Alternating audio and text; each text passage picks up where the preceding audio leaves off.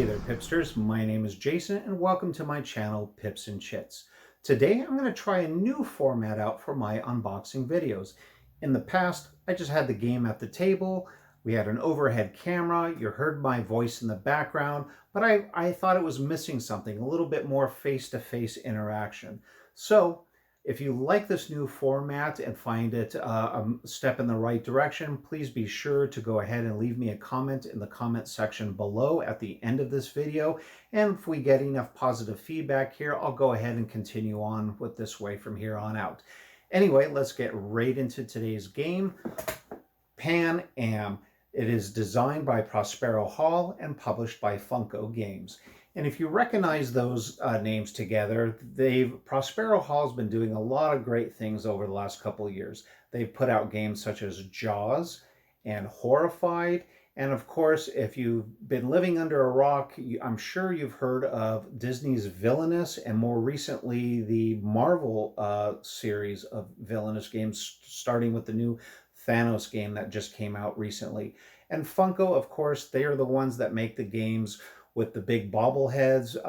Last year, it's a big hit with the Batman and the Harry Potter and a bunch of the one-offs, including Kool-Aid Man, Jurassic Park, the Golden Girls. But anyway, enough of that. Let's talk a little bit more about Pan Am. Now, Pan Am is a game for 2 to 4 players.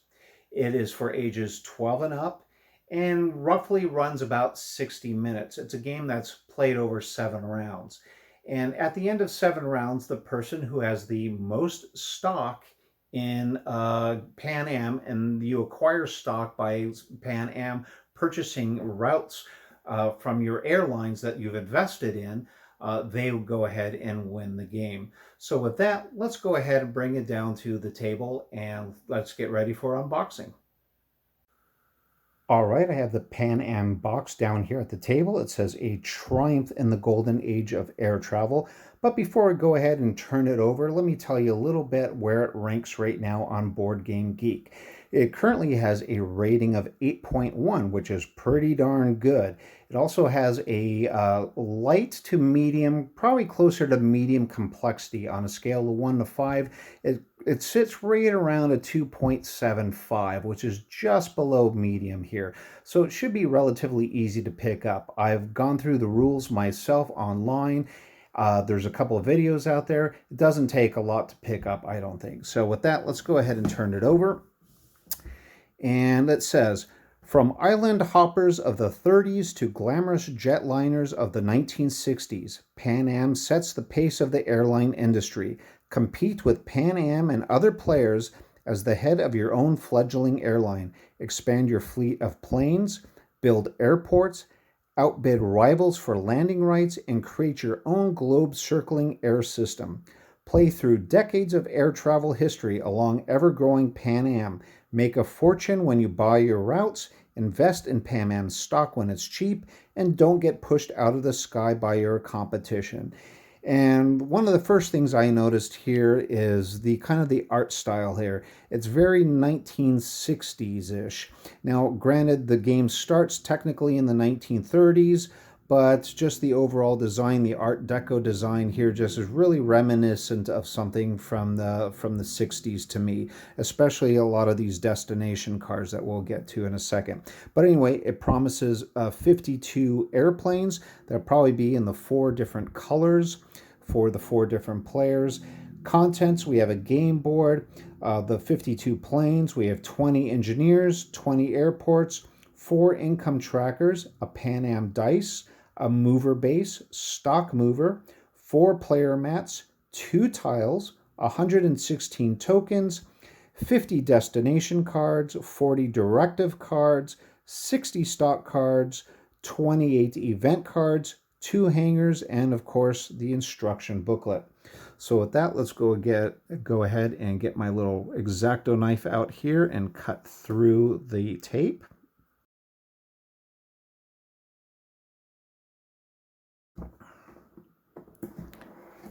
Okay, what do we have here? Well, we have our instruction manual stapled here on the side. We have approximately 15 pages worth of instructions. We have some examples here. Relatively clear and concise writing. It doesn't look like it's that complex here. Let's see, starting in the game, here's our page on components, the game overview, how to set up the game and player setup. Looks like instruction, some concepts here. And it looks like actually learning how to play the game starts on page 9. So in actuality, there's only about 5 pages of actual gameplay rules. So that looks pretty promising right there. Can't be too complex. We have a large, wow, very nicely textured board. Actually, it looks like it's very high quality, actually. It's kind of got a linen feel to it. Oh, wow. Let me turn this over. Obviously, this folds out, and you probably can't see the whole thing in the whole shot here, but you get an idea. We have a very nice, big board here that's relatively clear to see. We have our areas where we would place our cards, our event deck, the current event, of course, let's see if I can try to move up here, our destinations, our directives down here, our routes. But I really am kind of like digging that style. It's very reminiscent of something you would see in magazine ads from that 1960s time era there. So let's go ahead and put that off to the side. We have a couple of things of tokens here. Look.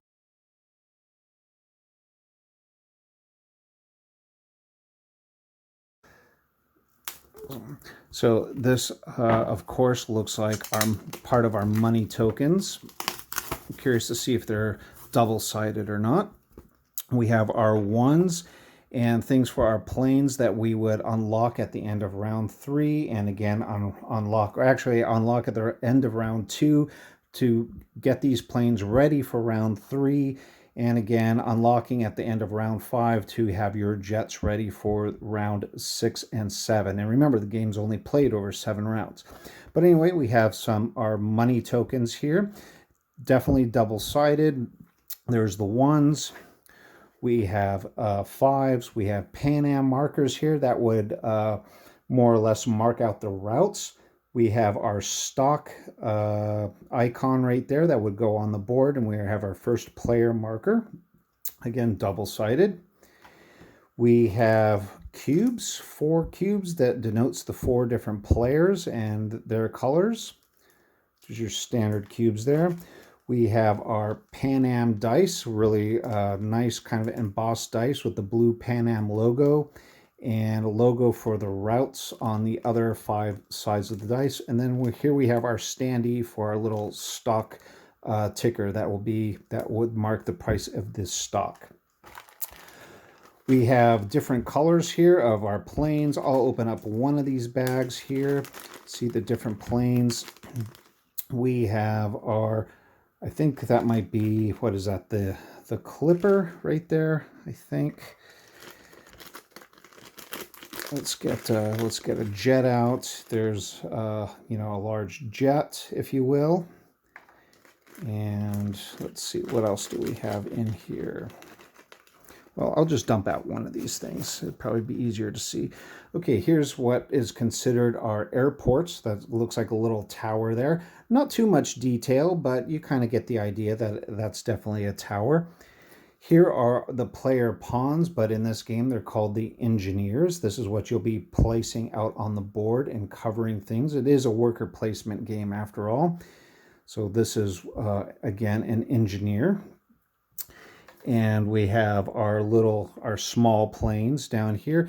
And what's really interesting too that I read about is on the wingtips, this is the stripes that you see embossed on the wings are what routes they can cover. So this smallest plane here could cover a route of 1, whereas this one here has got 2 stripes on the edge of the plane. So it would go ahead and do 2 routes, excuse me. And I thought this was the cruiser. Yeah, no, this is the cruiser. It's got three little stripes on here, so that would be our cruiser. And finally, we have our largest plane with four stripes, and that is the jet. And as you can see, that comes in the three other colors. We have this kind of a deep reddish color. We have a yellow color and kind of an olive green color there. We have some bays. These are considered hangers, but they're more or less to hold the planes. These will go off on the side of the board. Nothing too special about those. They stack, but more or less you just go ahead and keep the planes in there. We have our 4-player boards in this bag. We have the yellow player would be Aero Cosmopolitan, and here this is where you would keep your fleet of planes. Here is your income tracker down here below, and of course a favorable round sequence that's everyone has access to, so they don't have to keep referring back to the rule book. It's printed right here on the cards. But anyway, one-sided, kind of has a little bit of a texture, kind of thin. Wish they were a little bit thicker, maybe even cardboard. You know, we have to be careful not to bend these, but you know, for the price point, this game is just under $40. So I think you kind of have to imagine that some of the components might be a little bit thinner than you would hope them to be. Anyway, the red player is the Grand Olympian Air. The silver or gray player would be Trans-Imperial Airways. And finally, the green player is Premier Interglobal. Otherwise, they're basically all the same there. And those are your 4-player boards. And finally, it looks like we have our decks of cards here. Kind of shallow here. They did a nice job, though, of embossing that down in there.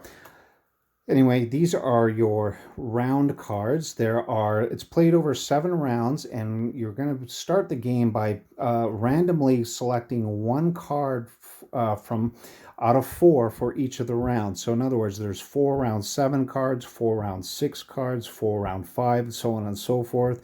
You'll select one by random and build your round deck accordingly. So I'll go ahead and take that off. Kind of like it. It looks like kind of a newspaper at you know, published back in time, starting here in 1929 with round 1. We have some black and white picture with some flavor text, some lore that we're going to care about. This where it says expansion here. That's how many dice you're going to roll during the Pan Am phase. That more or less denotes how they're going to expand their empire. And this is where the stock price starts off in the game here, and each one of these is slightly different. And as we go into for different rounds, you're going to notice the stock price is either going to go up or it's going to go down. You're going to see possibly you might be rolling 2 dice instead of just 1 dice there. So anyway, we have enough cards that takes us all the way from 1929. Here's 1945, 1950, 54. We're going all the way up to 1968, the end of the era, which looks like it's more or less round 7 there. So those are our event cards. Here we have our stock deck here.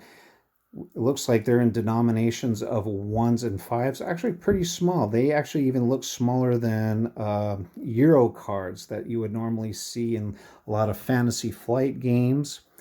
Or if you're familiar with, Journeys Through Middle-earth, or some of the Mansions of Madness cards, especially 2nd edition, that's about roughly the same size as these. So we have a bunch of 1s here. These are blue in color, double-sided, same on both sides. And then we have our slightly smaller, but still we have quite a few stock denotations in 5. Again, black on both sides. And then finally we have our destination cards here. Looks like, oh, and our directive cards. So they're all mixed up into this one right here. So let's Get this up. Take the cellophane off there. I'm really digging the art style on these cards. They're very reminiscent to me of postcards that you would see in like the 50s and 60s if you watched Mad Men or been around Disneyland or the Disney properties back at that time. You would probably recognize this style right here. But anyway, we have all these different locations scattered all over the globe, and you'll notice they come in different suites too. There's green for Asia Pacific. We have this red and the sun for Latin America or South America. We have this kind of orange color with the tiger. That's going to be more or less parts of Asia right there. We have purple with a column that would denote parts of Europe.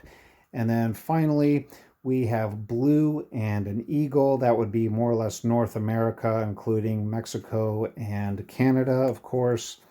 And these are all the different regions. There's regions and destinations we can go. And then finally here we have our directive cards, which are basically things that you can pick up throughout the game that gives you additional bonuses and kind of secret objectives. You normally wouldn't share this with the other players. Other players have common knowledge. Excuse me, I bumped the camera there. Other players generally have common knowledge of what you're holding in your hand, because you do play these face up in your tableau, and the cards that you get from bidding on are also face up. But generally, these directive cards are more or less secret goals, again, that generally grant you bonuses and are triggered at certain points of the game. But for that looks like that's all that there is in this game as far as the unboxing goes. So I hope you enjoyed a quick unboxing of Pan Am. All right, so there was the unboxing of Pan Am. So what is one of the few of the reasons why I picked this game up? Well, I kind of wanted something that I could teach relatively easily. People could pick it up relatively easily.